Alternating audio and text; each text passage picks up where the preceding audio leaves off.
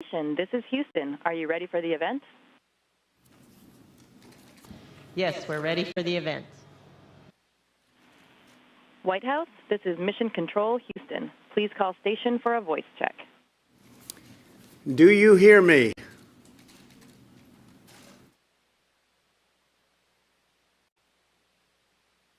Yes, sir. We have you loud and clear. Well, that's what we like. Great American equipment that works. And this isn't easy. I want to say it's very exciting to be here today. Very, very exciting. And to speak to you live with three brave American astronauts. These are our finest. These are great, great Americans, great people. To join us from orbit aboard the International Space Station, Commander Peggy Whitson and Colonel Jack Fisher. And Peggy Whitson has been setting records, so we're going to talk about that very soon. I'm here in the Oval Office along with my daughter Ivanka and astronaut Kate Rubins, who recently returned from space and from the space station. Together we are being joined by students all across America, thousands and thousands of students who are learning. They're learning about space, learning about a lot of other things. And they're watching this conversation from the classroom. And all over, we have astronauts and we have everybody. We're flying right now 17,000 miles per hour. That's about as fast as I've ever heard. I wouldn't want to be flying 17,000 miles an hour, but that's what you do. Peggy, Jack, and Kate, I know that American students are thrilled to hear from you. But first, I want to say that this is a very special day in the glorious history of American space flight. Today, Commander Whitson, you have broken the record for the most total time spent in space by an American astronaut, 534 days and counting. That's an incredible record to break. And on behalf of our nation and, frankly, on behalf of the world, I'd like to congratulate you. That is really something. And I'd like to know, how does it feel to have broken such a big and important record?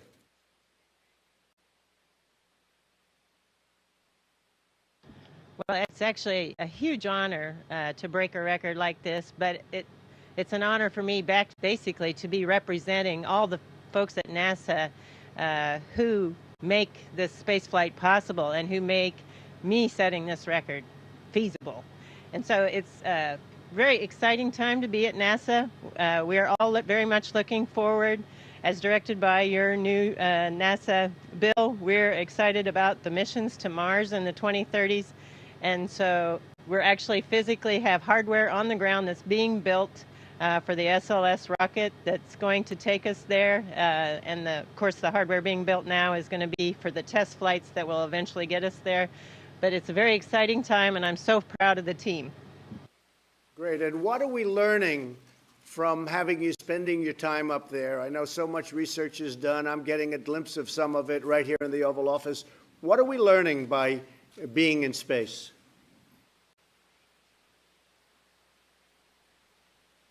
Well, I think probably the International Space Station is providing a key bridge from us doing living on Earth to going somewhere into deep space. So on those Mars missions, we need to better understand how microgravity is really affecting our body, and we need to understand it in great detail. So many of the studies are looking at the human body.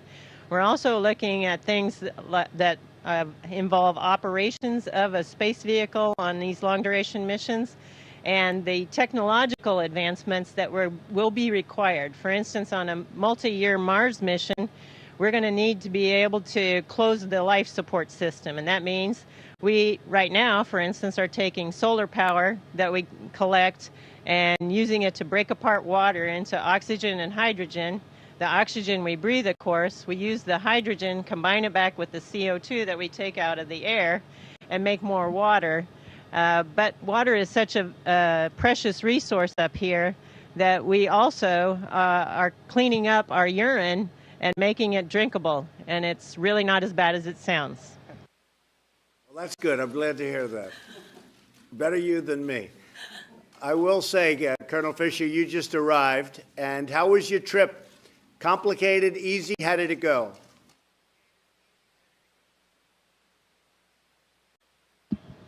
Oh, sir, it was awesome. It made even my beloved F-22 feel a little bit underpowered. It was, I launched in a Russian vehicle with my Russian friend, Fyodor Yurchikhin, from Kazakhstan.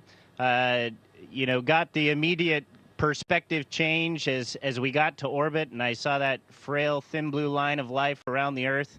6 hours later, we're docked to the station.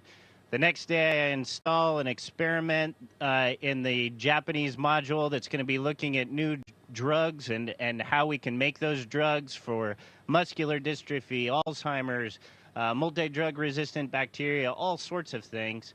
A couple hours later, I watched our crewmate Thomas Pesquet, a Frenchman, drive a Canadian robotic arm to capture a spaceship from Virginia carrying 3.5 tons of cargo and science that's going to keep us busy for the next few months, and dock that to the station. Sir, it's amazing. Oh, and then, now I'm talking to the President of the United States while hanging from a wall.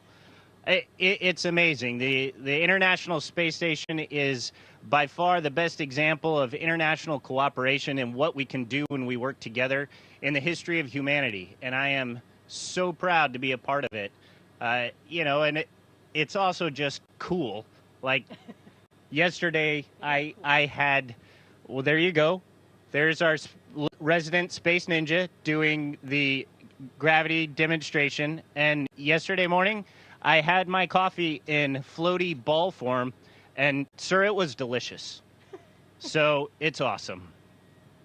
Tell me, Mars, what do you see a timing for actually sending humans to Mars? Is there a schedule, and when would you see that happening?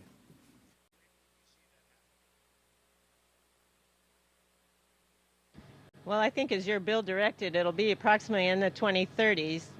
As I mentioned, we actually are building hardware to test the new heavy launch vehicle, and this vehicle will take us further than we've ever been away from this planet. So, unfortunately, spaceflight takes a lot of time and money, so getting there will require some international cooperation to get it to be a planet-wide approach in order to make it successful, just because it is a very expensive endeavor, but it is so worthwhile doing. Well, we want to try and do it during my first term, or at worst during my second term, so we'll have to speed that up a little bit, okay?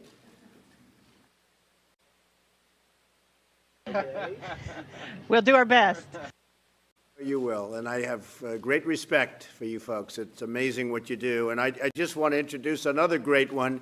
Kate Rubins is with us today, and she has been so impressive in research and so many other things having to do with NASA. And Kate, I understand you're the first person to sequence DNA in space. Can you tell us about that? Yeah, so that was actually just this last summer, and it's a real example of what we can do with technology and innovation.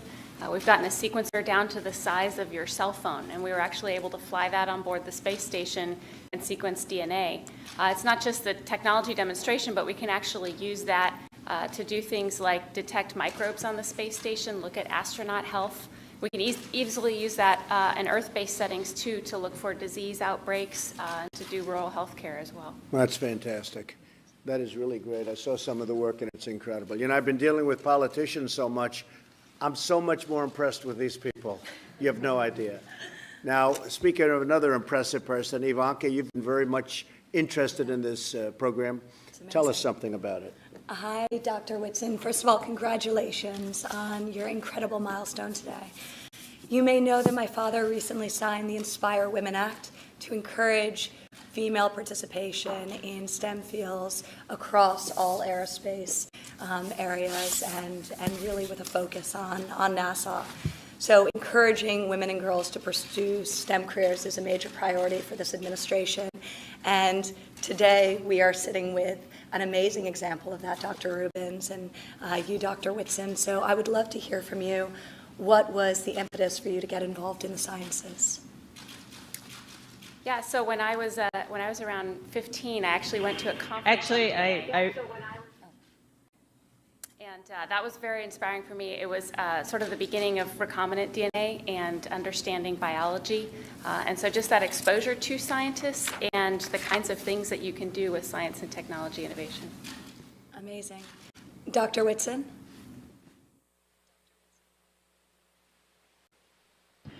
For me, it was actually the Apollo program was my inspiration, and that was when it became a dream to become an astronaut. But I don't really think it became a goal until I graduated from high school when the first female astronauts were selected.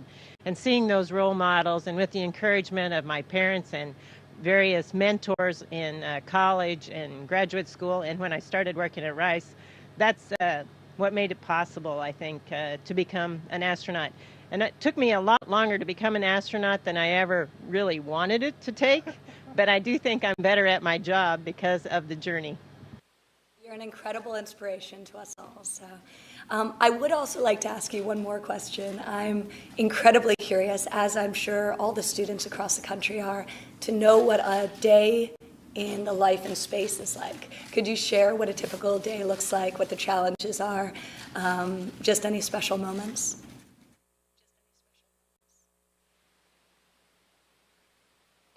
Well, a typical day, we wake up and look at the messages from the ground because we have a huge ground team that's working overnight to prepare, changes or the details of the tests that we're going to be performing over the course of the day. So first thing I do is check out that, see what's changed.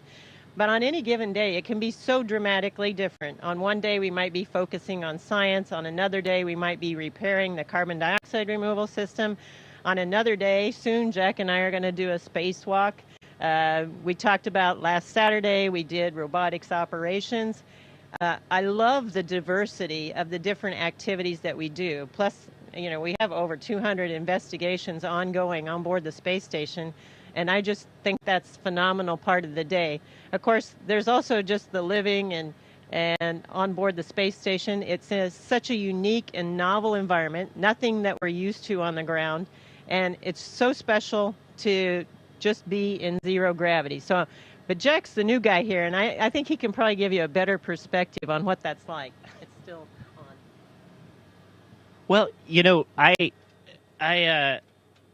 everything here, my dad always said that if you love what you do, you never work a day in your life. And we work really hard up here, but it's not really work. It's just fun. It's like playing Fort almost, only you're changing the world while you do it. And then on the off time, the other morning I was working out, and on our machine that we work out on, right below it is the cupola window. And so when you're on the kind of device where you do crunches, every time you come up, you see out the window. And it's awesome because you kind of go crunch. Oh, my gosh, that's beautiful. I got to do that again. Crunch. Oh, my gosh, that's beautiful. It's awesome. Everything we do here is fun, and it feels so great to know that we're making a difference on the ground and for the future of humanity as well. So it's an incredible job.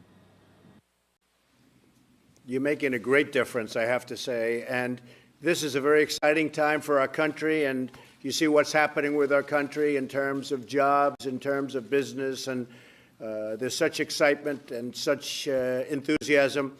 Many American entrepreneurs are racing into space. I have many friends that are so excited about space, they want to get involved in space from the standpoint of entrepreneurship and business.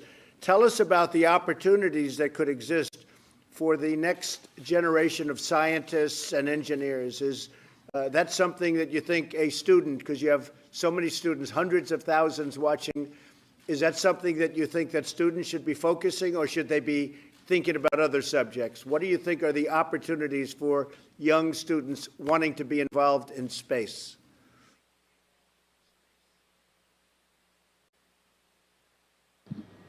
Sir, absolutely. I think that this is probably the most exciting time in space exploration, certainly in my lifetime. We're about to just have an explosion of activity. There is so much involvement on the space station with commercial industries and commercial partners. We have an entire program to manage the science. NASA has done a wonderful job of seeding a new industry with the Commercial Crew Program and the Commercial Cargo Program so that we can build the infrastructure we need for the future exploration. One thing I love about American entrepreneurs is once you get them going, you better stand out of their way because they're going to start trucking. And we're about to that point. NASA is taking on that expensive, hard, complex task of going further and deeper into space with the wonderful new rocket Space Launch System and Orion. And then as soon as we break open that door, this incredible infrastructure that we've been building is going to be right there to pick up the baton and continue into the stars. I would say to all the students that are watching, the time to get excited is now. If you aren't studying science and math, you might want to think about that because our future in the stars starts now, and you can be a part of that if, like Dr. Whitson, you can find that passion and work really hard, and we're gonna find a permanent foothold in the stars for humanity if you do that. Well, thank you. So well said. And I have to say there's tremendous military application in space. We're rebuilding our military like never before. We're ordering equipment, and we're going to have the strongest military that we've ever had, the strongest military that the world has ever seen, and there's been no time where we need it more. And I'm sure that every student watching wants to know what is next for Americans in space. I'm very proud that I just signed a bill committing NASA to the aim of sending American astronauts to Mars. So we'll do that. I think we'll do it a lot sooner than we're even thinking. So which one of you is ready to go to Mars? Are you ready? And I think you're ready. I know you're ready, right? We just discussed that. She'd like to go to Mars very quickly. Who's ready to go to Mars up there? We are absolutely ready to go to Mars. It's going to be a fantastic journey getting there and very exciting times. And all of us would be happy to go. But I want all the young people out there to recognize that the real steps are going to be taken in a few years. And so by studying math, science, engineering, any kind of technology, you're going to have a part in that, and that'll be very exciting. I just want to thank you very much. And Dr. Whitson, congratulations. Amazing. What an amazing thing that you've done. Everybody here, I know your family, but everybody here is incredibly proud of the record you just broke. I hope that every young American watching today finds in your example a reason to love space and think about space, because many great things are going to come out, tremendous discoveries in medicine and so many other fields. So thank you very much. I want to say God bless you. God bless America. We are very, very proud of you and very proud of your bravery. Thank you very much.